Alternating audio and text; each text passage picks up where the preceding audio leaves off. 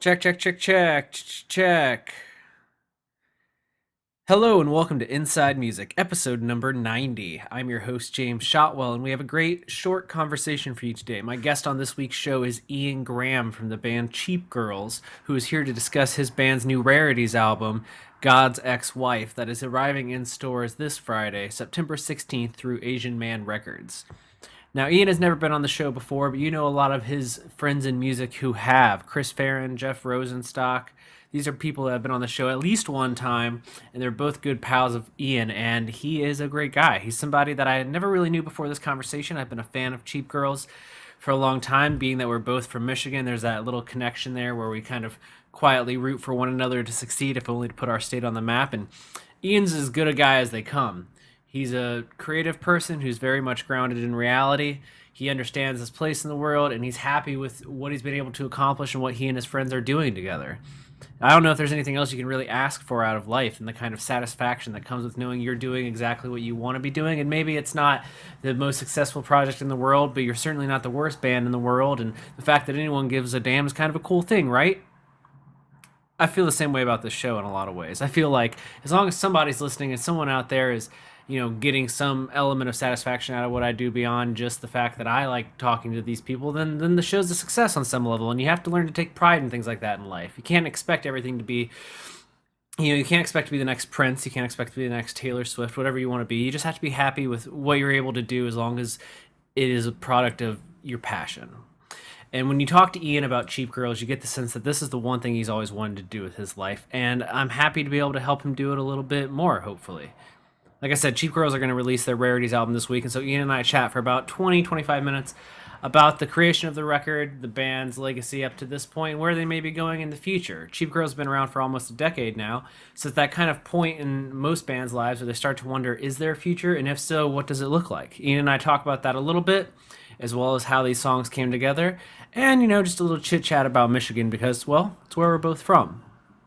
Before we get to the show, I do want to bring up a couple of things real quick. Number one, this episode of Inside Music is brought to you by Holix, the music industry's leading promotional distribution company. What that means is that Holix helps record labels, managers, publicists, and independent artists from all over the world share new and unreleased music without fear of piracy. Should leaks occur, and to be completely honest, they definitely still do in 2016, Holix has the technology needed to not only find out who is responsible for a leak, but also help track down unwanted links and pull them off the internet. For more information on Holix and access to a free 30-day trial, visit holix.com. That's HAULIX.com.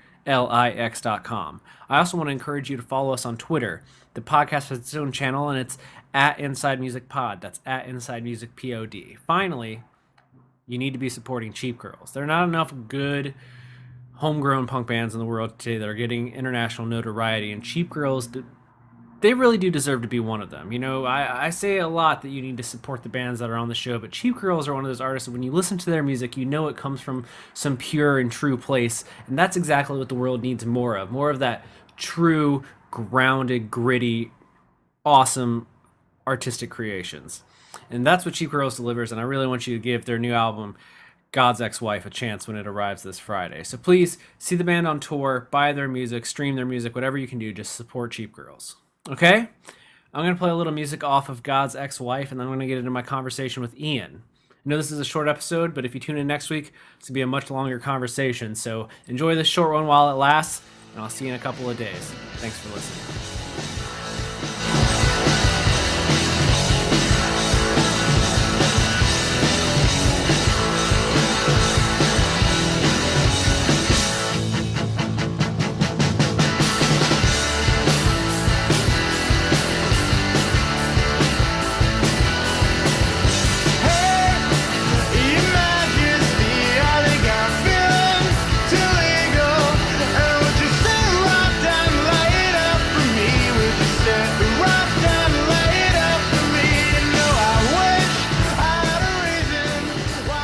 Are you in Michigan today? I am, yep. All right, what part of Michigan do you live in? I live in Lansing, Michigan, mid-Michigan. Okay, yeah, I'm from Constantine. Okay, where is that? That's like it's if you take 131 south of Kalamazoo, where it ends Okay. right before Indiana. It's right there. Oh, okay, cool. Yeah, I'm not. It's one of those cities, like there's certain ones where you only really hear of them or see them if you're on your way out of state, Exactly. like No, yeah. Chicago, and I'm never on 131, so that's cool. Yeah, that's no, completely understandable. I'm from Ohio originally, but I grew up in Constantine, and I went to college in Big Rapids, so Okay, we in the cool. same circles. Yeah, is Big Rapids there? I used to always go to Lansing to go to Max Bar, obviously. Yep, yep, yep. Still there. Still there. Probably still looks exactly the same. Yeah, I think so. I'm confident it is. Probably doesn't look as good. Ha! Yeah, I Which is feel. saying something. Yeah, I think until that place falls down, it's just gonna look like that. Yeah, absolutely. Yeah, no money's going there. That's for sure. Well, how's Lansing today? It's good. Cloudy, overcast. Overcast. Yeah, muggy. Typical like end of summer kind of vibe. Yeah, that's sounds pretty nice out here. It's been a little hot there recently, so Where are you at now? I'm in Minneapolis now. Oh, great. Yeah, I love Minneapolis. I'm coming around. I'm coming around. Okay. We've only been here since like February, so Okay. I've started to like it. Yeah, that seems like a tough place to get comfortable in February. Yeah, no, we moved literally like on February 1st. I think our car was towed like the next day because of like a freak snowstorm. It was good. It was a good rough start. It was a good rough start. Sure. That's good to be tested early on. Exactly. Well, let me tell you, man. I've spent like 2 weeks with God's ex-wife now, Cool. which is a fun thing to say out loud. What's that? I said that's a fun thing to say out loud. I've spent 2 weeks with Yeah, God's for ex-wife. sure. My wife, I guess I'm used to calling her my fiance on the show, but my wife, I told her the other day that I was going to do this interview with you, and she's like, "Oh, what's their album called?" And I was like, "Oh, I spent like 2 weeks with it." And I said the name of it, and she's like, "Who's that?" And I was like, "No, that's the title of the album." Oh, wow. Yeah. Yeah, it's the next one in many of a bunch of silly titles for albums, but Yeah, no, I but it like that works. about you guys. You always kind of you're pretty loose with your album titles. You don't seem to take yourselves too seriously. Right. I was talking to somebody about this yesterday. That I feel like that's kind of the balance of taking myself too seriously while writing the songs, and it's kind of a comedic relief for myself, I guess, to let them stand as such silly, titles for albums. No, I think they're all great. I mean, it's for someone like me. Especially when you work in music writing for so long, you get used to people taking themselves way too seriously all the time. So For sure. I'm way quicker to click on something that makes me giggle than something where I'm like, oh, here we go again, another existential crisis. Yeah, exactly. No, yeah, I actually, I've known of Cheap Girls pretty much the entire time you've been around. But I stick by. I think my favorite release is the live album, and then this one's pretty. Oh, really? I really love the live record. That's really interesting. I've never. I mean, I guess I've met some people that have listened to it, but you're the absolute, without a doubt, first person that's ever told me that. Well, I'm glad I could be the first. That's just because I think not enough people have heard it, maybe, because I think it's great. Yeah, that's cool. Yeah, I really like that one. I think it's fun. Yeah, It's a nice little option to hear some of those songs. Mm. It's not too serious, but yeah. Yeah, well, it's like like the titles, it feels like a loose live album, but I like it, and I love the intersection everyone in Michigan does. Cool. Yeah. I feel like if it had been recorded like 5 years earlier, maybe you would have done it at like the Skeletones back when that was a place. Right. I'm not sure. You know what? I think. Yeah, you know what? I think we played. I think Chief Girls played one show at Skeletones, and I think it was kind of. Yeah, I think it was. It had come back around. Yeah, well, I'd forgotten about that. Grand Rapids was a difficult place to play for a while, but there's a lot going on there now. Yeah, it feels like Grand Rapids has kind of become like the new hub for shows. I mean, obviously Detroit still brings in a lot of stuff, but I know there's like 3 or 4 venues in Grand Rapids now, right? Right. It's coming to be an equal, but as far as what shows they're getting, just compared to Detroit at least. And then what do you have in Lansing? You have Max, and what's the other venue there? There's one called The Loft that Yeah, the has Loft. That's what I was that's thinking of. getting more shows lately. There's also another venue called The Avenue, Hmm. which is kind of stepped up to be a place that's a little more fresh faced than some of the other options, and it's just a nice kind of casual place to have shows and hang out. Mm. Well, that's cool. I'm glad to see that it's developing still. Sure.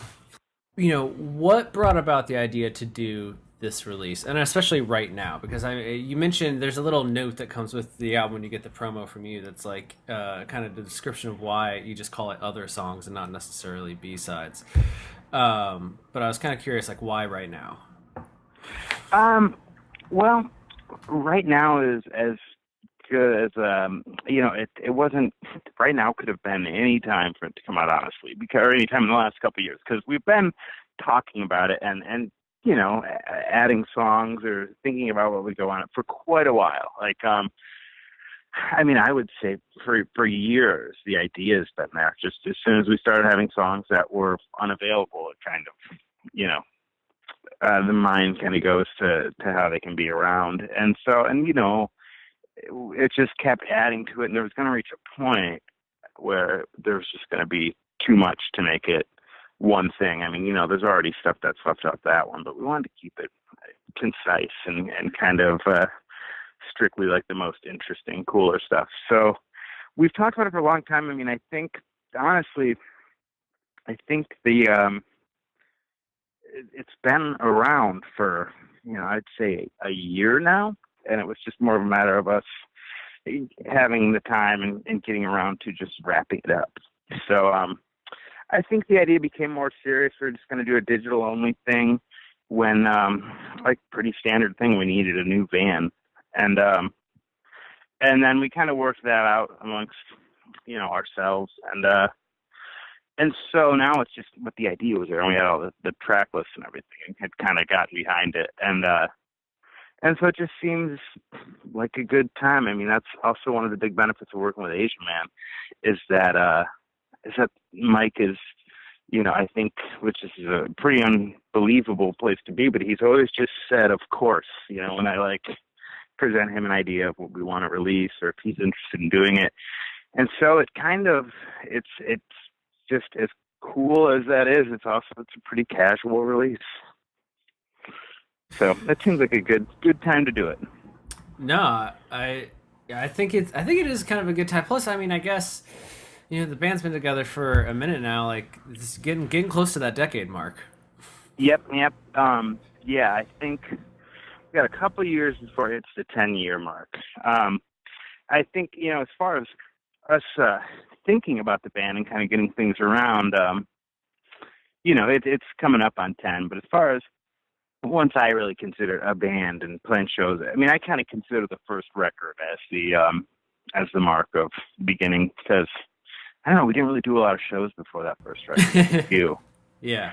And so yeah. Mm. So it's coming up. It's coming up, yeah, and you got to start. I mean, I assume when you get to 10 years, I'm getting close to 10 years of like writing and stuff, and I find myself often like reflecting on things, and I'd be like, I wonder what ever happened to that idea, or why didn't we ever use that? So I guess this is the Right. time to like dig all that up and find the best of it. Sure. And I think that's mostly coincidental. The 10-year kind of thing did not occur to me until like once I hit 30, I realized that I had begun writing the songs for the band at 2021, and so that was kind of I think we've kind of put away the idea of doing anything that's going to be some kind of 10-year anniversary, because I don't think it's to be an active band and have things like that, just that kind of feels, I don't know, I'd rather move forward. That being said, who knows?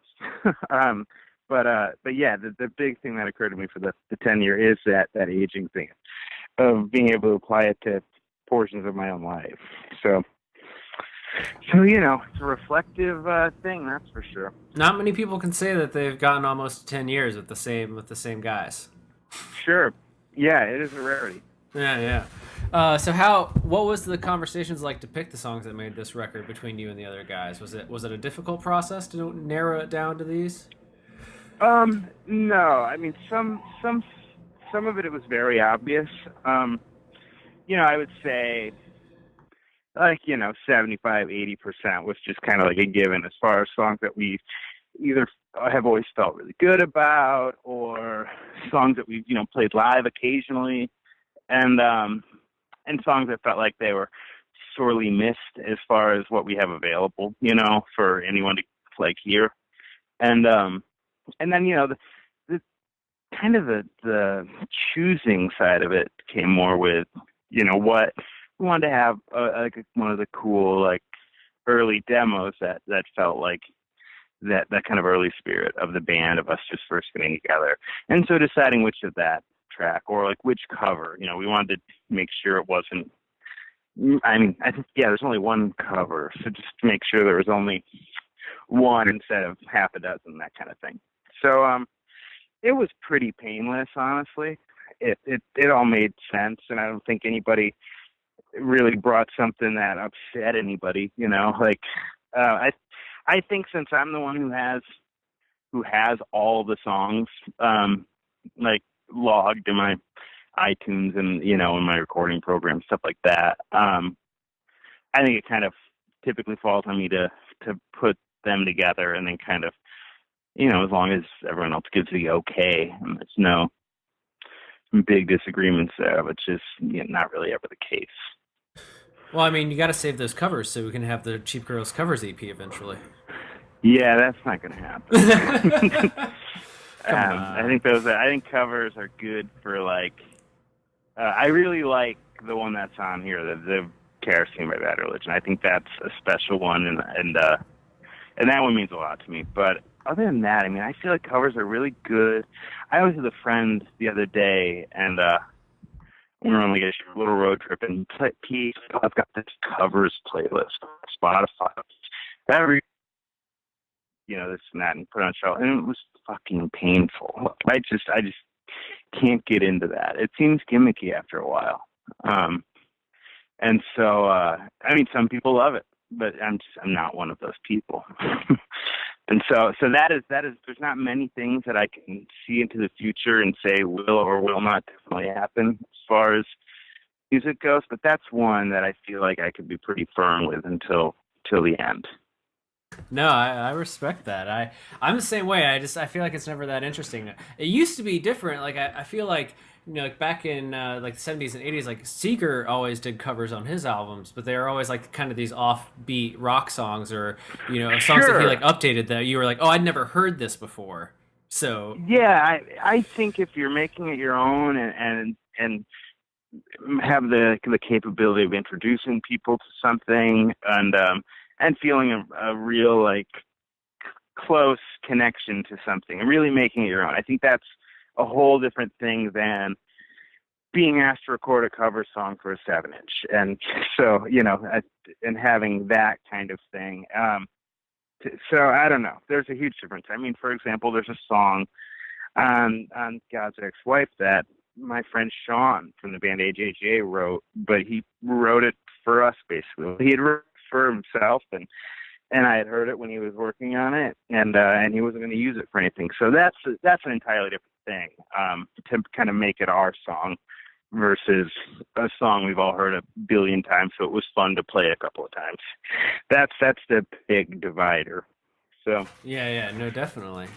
Well, I wanted to ask you about the artwork. I always find you guys always have such fun titles, and then the artwork has nothing to do with whatever the title of the album uh-huh. is. So where did this image come from? The candelabra, I guess it is. I guess that works. I took this one. I took that photo in I remember when it was at a bar in Vancouver in, let's see, it would have been like March 2000 and March 2014. Yeah, we were on tour with Against Me and Laura Stevenson, and like, I think, except for a couple, but typically the idea is most of the 7-inches or any of that, it's usually like a picture I've taken a lot of times, like by accident, or just, one of those pictures that you just kind of have, that aren't necessarily of anything, or didn't take any kind of special work, but just kind of that, that do kind of look cool or capture kind of a mood that, or maybe reminds you of the place where you took it. And I mean, bottom line, it's just gotta look cool. So this is one, and then we always, like any record, I usually have a picture like that or a couple. I will send them over to Jeff Rosenstock, and he'll put it together for a layout. And that's exactly what this one's done too.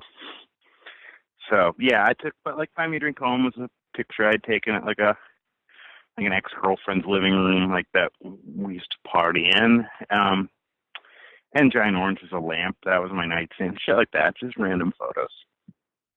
I like it. It makes it a little bit more personal, because Sure. the silliness of the title kind of offset by like there's this image that's obviously something like homespun. It's not, you know what I mean.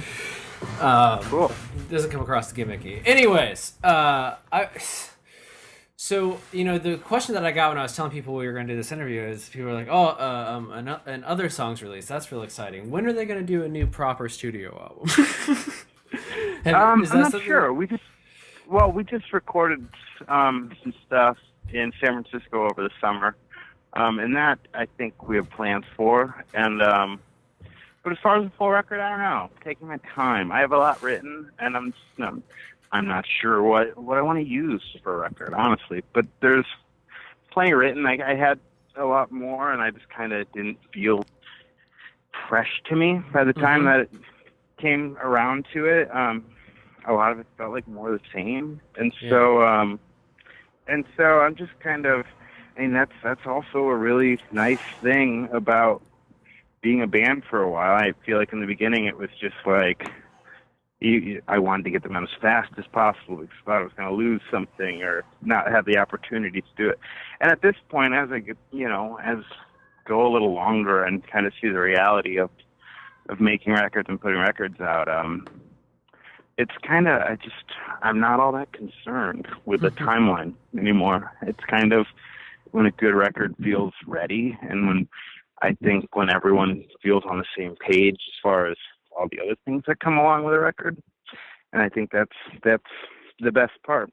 And so I would say sooner than later. But it's pretty loose. We kind of do them as we want at this point. Do you think you mentioned turning 30 earlier? Do you think part of that has kind of changed your perspective on like how the band functions or how you have to function? No, absolutely. Actually, no. Believe me, I've really thought about this, and that's one thing where that seems pretty untouched by something like that. So yeah, no, that doesn't apply to the age thing. So no, that doesn't really. I mean, by default of being in the band longer, that can change my opinion and perspective on how I should go about things within the band. But no, I'm not really concerned with my age in correlation with where and what the band is up to. No, I like that. I like that you started by saying I've given it serious thought because as I'm about to be 29, I've been giving serious thought to my own career music, and I'm like, does it change? I mean, I guess you grow up and the way you look at it gets different, but I think your hustle pretty much Sure. stays the same. Yeah, I mean, when I was coming up on 30, I thought it was I think it's pretty natural, and I think a lot of it can be based on just basically being asked that question about turning it, 30 or older. And so like I think it's pretty natural to really run things through the ringer, and what I've kind of found personally is how much like it and I think this is a pretty common place to be, but it really doesn't make any difference. It makes, I don't know, it's just if anything, it kind of sits as this reminder to just do things well. It's just kind of like, well, this is working out, and so I'm going to keep doing that. Yeah. And other than that, it doesn't really get to me. No, yeah, no, I get that. I feel like when you're 20, there's like this feeling that like you have to get it done or else like you're gonna something's gonna expire or something like that. And when you get a little bit older, you're like, I could be a little bit more selective with like what I push out. Sure. Like Yeah, like you said, you're sometimes you realize you can record a bunch of stuff that isn't right, and you don't have to release it right away because you can write more songs. Sure. Yep. Yeah. We've got forever. Forever. Yeah. Yeah, and I think a lot of that comes with being comfortable knowing the dynamic of each other within the band and knowing, knowing what's best on all those levels, and knowing what works and what's going to be the most fun for everyone and the most comfortable. And a lot of times that's kind of, naturally, that's just not rushing. That's just kind of enjoying yourself as it goes along. So we're working with that right now. Now, do you guys have tour plans to support God's X? I don't think we're touring until early next year. So, that's another thing. I guess we did a couple albums ago, but we've toured pretty regularly and pretty consistently that I don't know if we've ever really set out on anything that feels like a formal album cycle necessarily. It's typically we say yes to the tours that sound like a lot of fun and are, ones that are possible for us to do. And just having a new record is of course great, like, having something like that. But it kind of seems like we're inevitably going to play more shows pretty regularly. And so whatever's there is great. No, I completely understand. And plus, Chris Farron just dropped an album. Jeff Rosenstock's about to. You guys have an album. I feel it, a little three-pronged perfection here. Oh yeah, I mean, yeah, that would be a fun tour. Yeah, I love both people very, very much. Yeah, they're friends. They've done this podcast before, both of them. Jeff's going to do it again. Chris just did it the second time, so he's literally 2 episodes ago. Hello. So you're all here. And so anyone listening that maybe hasn't checked out Cheap Girls, this is all they should need to know. You guys are tight with them, and AJJ is a great band. They just put out a record. There's a lot of touring opportunities potentially. Have you heard that new AJJ record? Yeah, it's great. It's great. Yeah, yep, it's awesome. I've been lucky enough to be around Sean when he was making the last couple. He lives in mid-Michigan. Oh, I didn't know that. Years. Yeah, we lived together for a big chunk of this year, and so that's been awesome. He's later that we actually do a lot of. He's a very very inspiring, great person to talk just general creativity with him. He's a very admirable lifestyle, and so it's been great having him around. He will kind of push me a lot of times when I'm kind of if I'm in a funk or slouching as far as creating, and that's a big help. So we're actually working on some stuff right now, so I'm excited about that. Well, that's great, man. Well, I really enjoyed the record, sincerely, and I hope people check it out. I know that other songs records aren't usually given like the same push of like a proper album, but I feel like I think this will play fine to people. Like it doesn't feel like mismatched by any means. It flows well. It's a great release.